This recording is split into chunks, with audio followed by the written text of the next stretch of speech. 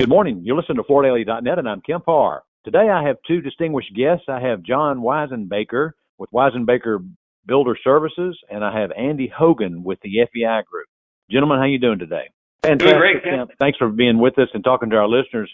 I want to kind of get a read on what's going on in the builder market. First, so just a little background. John, you're no stranger to the markets. You're down there in Texas, which may not be a normal read because Texas is kind of its own economy. You're a major dealer. As a matter of fact, in our top 100 dealer rankings in November, we had you at number 19 with about $250 million in flooring sales. You're much bigger than that because you do more than flooring. And most everybody knows the FEI Group is the organization that got started as Floor Expo, much bigger now, an organization that works with the dealers that are focused in the builder and multifamily business. Let's start. Why don't you give us a read on the current demand right now? John, I can go aggregated real quick, and then, John, you can talk about Texas. Kemp, home prices are too high.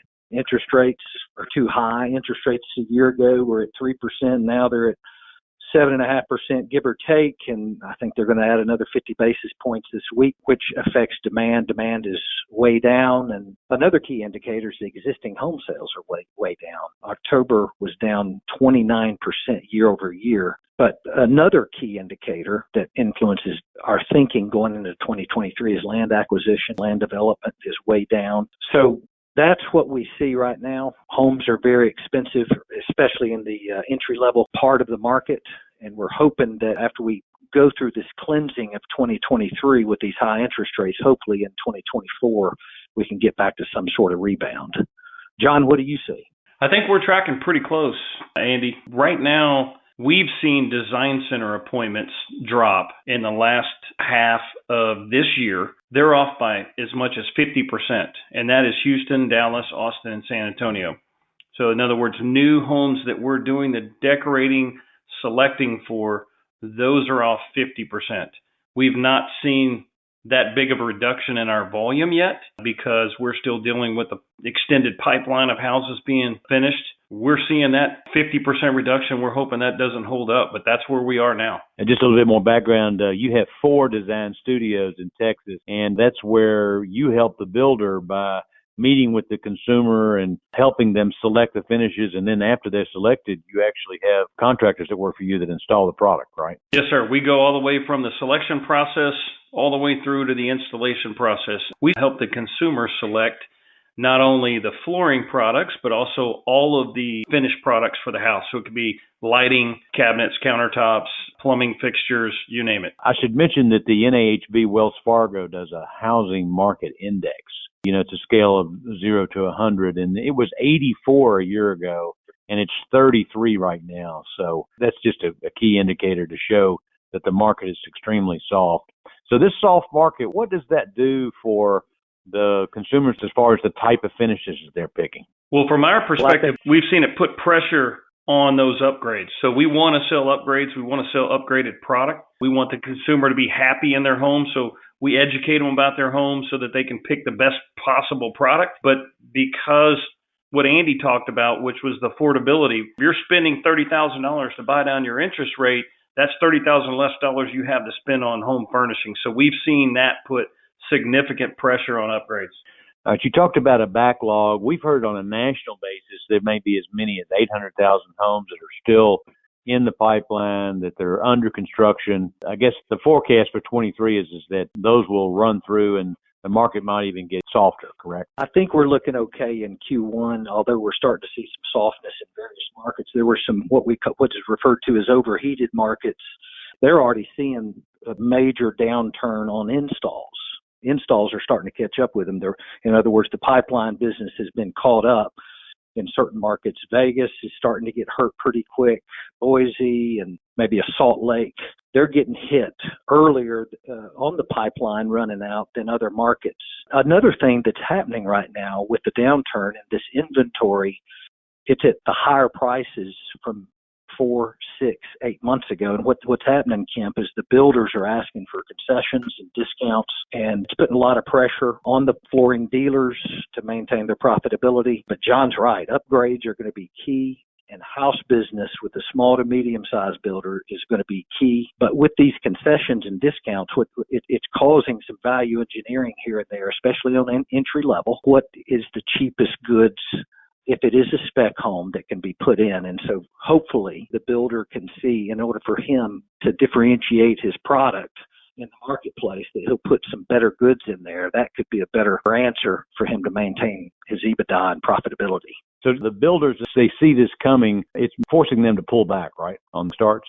Kemp, in Texas, we've seen a couple different strategies. I think largely the market has pulled back, so they've reduced the amount of specs that they're doing. A couple of the big nationals, I think D.R. Horton and Lennar, are opposite sides of that coin. I believe D.R. Horton has pulled back and Lennar has decided to be aggressive and put product on the ground. But with the builders having to compete for sales now that they didn't have to before, it's an interesting thing because there's less money in the available discretionary funds that the consumer has.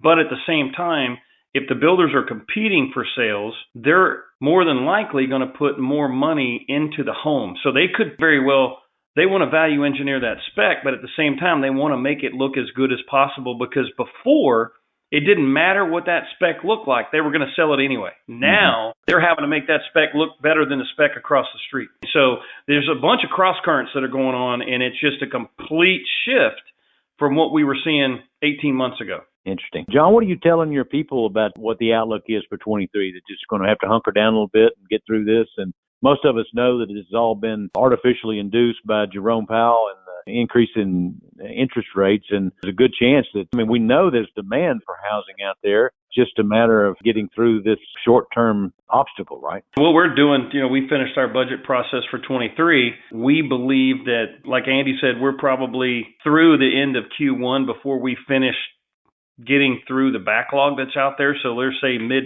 Q2. And then actually we've got our year of 23 inverted. We're strong at the beginning of the year and we're tailing off through the end of the year. What we're hoping for is that this kind of breaks loose, and the fact that we've got low housing inventories, and to your point, Kemp, there's demand, that people will realize that 6 or 7% interest rates, not bad interest rates, and they just start buying houses again. That's what we're hoping for. We've got enough of a backlog to get us sort of through Q1 and into Q2, and we're hoping that because of the tight inventory and the demand that's out there, we start putting some new buyers in the pipeline in the middle of this next year. So one more comment on types of finishes. Carpet is obviously an affordable type product. You get to more carpet sales and a little bit less solid hardwood sales in a market like this. Yeah. Kemp, it varies by market. For instance, in the state of Florida, it's mainly hard surface. That is going to maintain there in that state. Texas is mainly a hard surface state as well. I think north of the Mason-Dixon line, carpet could grow share during this downturn. We're hopeful for that because it is warmer, and that does make a difference up there. I would say that in the specs in Texas, especially in the lower end of the market with the two-story homes, we will see carpet being used extensively in the upstairs versus now where you've seen penetration of that piece by hard surface upstairs. I think they'll pull back on that, especially on the specs. The consumer in Texas wants hard surface, but carpet's just such an affordable product, you're probably going to see a little bit of share gain there. Andy, I know you'd had a recent meeting in Marco Island and you had all your group together, and I'm sure you were talking to them about this dip in 23. What was the advice? What's the best strategy for your members to get through this period and survive on the other side? Some of the takeaways that the members had were, we want to find the operational leaks within your organization, and some of them refer to it as being nickel and dimed to death. You want to find those nickel and dime losses, find them and correct them, evaluate your inventory carrying costs. Some of these are fundamental, but it's time to exercise these best practices yet again. I think with sourcing getting caught up, hopefully by Q1, Q2 of next year, that we can get more into just-in-time inventory. While on the other side of that, there's a lot of members that'll buy in bulk to get those savings because manufacturers they're going to be slow next year as well. So I think that pendulum swing will go back from manufacturers who had the sourcing issues back to the flooring dealer, the flooring contractor, to where bulk buys can come into play. That's a few of my comments on that. Yeah, I think Andy's right. Number one is we've all been moving so fast. We've developed leaks in the boat, operational inefficiencies that we got to clean up. That's job number one. And we started that in earnest this year, but still setting records. It's always hard to build a plane while you're flying. We're getting back to basics, and those basics are how do we take cost out of the system. So the builders are asking for lower prices, and we're having to lower prices. And so what we are doing is value engineering our entire supply chain, all the way from labor to how we interface with the builder, how the install is done, all the way back through the sourcing. It used to be a cut order for this builder, moving that builder into full truckload products so that we can reduce the cost of transportation as well as reduce the cost for our suppliers not having to make so many SKUs. So for us, it's been about reducing SKUs, increasing the supply chain velocity and the flow through, and then operationally looking for how do we streamline and make it more efficient for the installer and everybody else. Okay, guys. Well, I appreciate you spending time with our listeners and giving us an update on what's going on in this builder market. Again, been talking to John Wisenbaker and Andy Hogan with the FEI Group, and you've been listening to Kemp Harr and FloorDaily.net.